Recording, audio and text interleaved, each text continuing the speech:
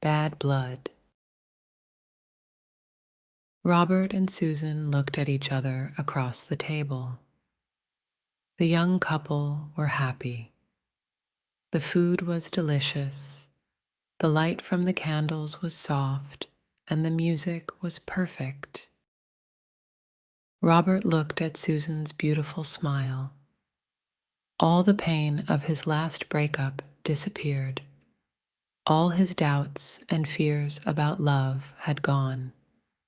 His hand reached out and touched hers. "I want to ask you something." Robert searched her eyes.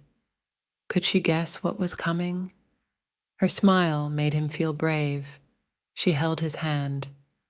"Don't worry, whatever it is, I'll probably say yes." He felt so excited. He was about to ask the most important question of his life. From the corner of the restaurant, a strange man watched them. He sat very still at his table. He held a menu, but he wasn't reading it.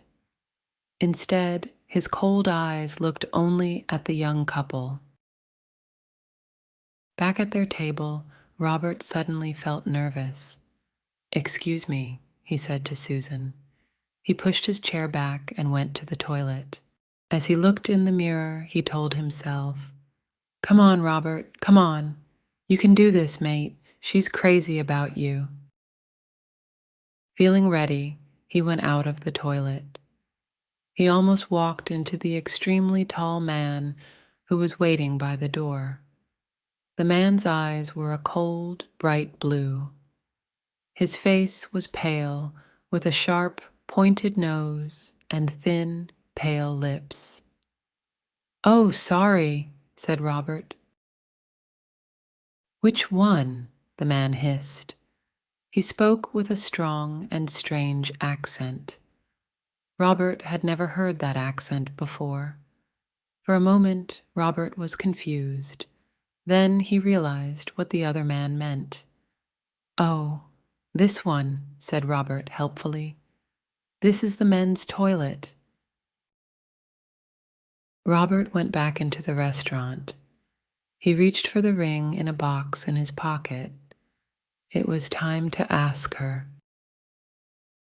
The taxi ride home was wonderful. The happy couple discussed their future life together.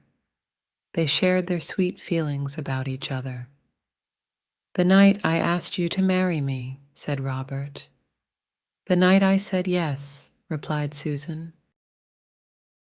"Just think, our whole lives together. Sharing, caring," he began. "Loving, giving." Susan finished his sentence. They smiled at each other in loving excitement. "You are so wonderful," said Robert. "And you're absolutely beautiful," said Susan. "I've never met anyone so lovely and kind. I'm so happy I could sing." They entered their block of flats, holding hands. A tall man watched them from the shadows. "Which one?" he asked himself. He watched the building. He was waiting for a light to show him which flat was theirs. 1 minute passed. 2. There it was. The light went on in a third-floor window. He saw Susan for a moment as she closed the curtains.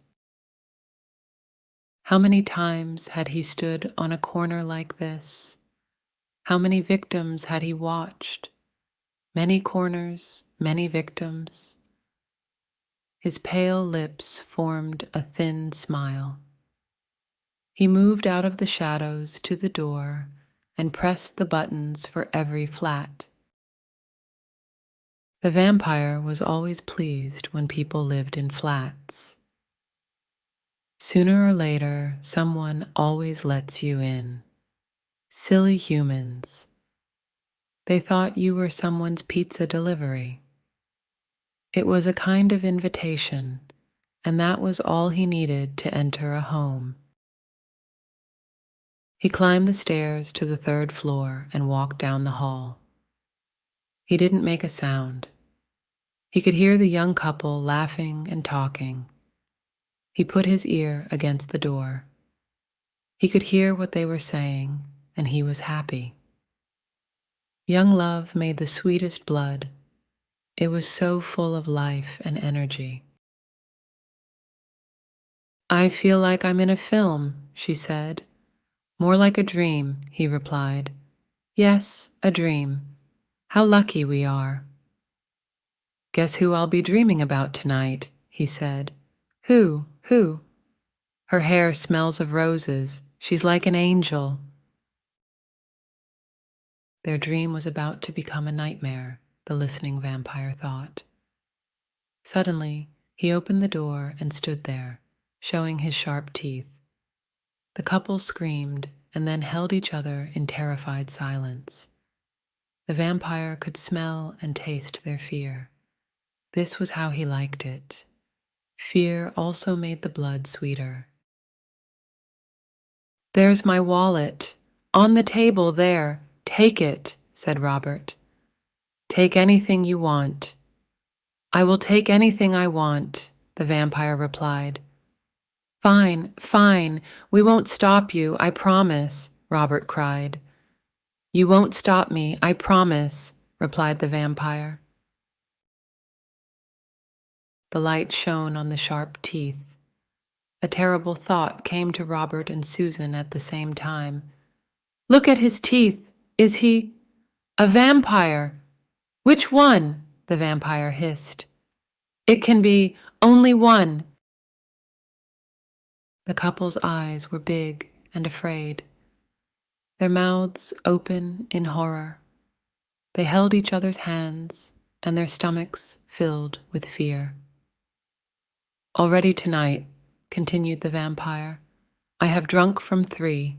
One more, then I can sleep and feel young again." The vampire moved towards them. Instinct made Robert step in front of Susan to protect her. Susan gratefully held on to his back. The vampire wasn't in a hurry. He had plenty of time. Who should he attack, he asked himself. Which one? "Thank you," Susan said quietly in Robert's ear, "for what you're doing for me." "Of course, my love. I'm he,"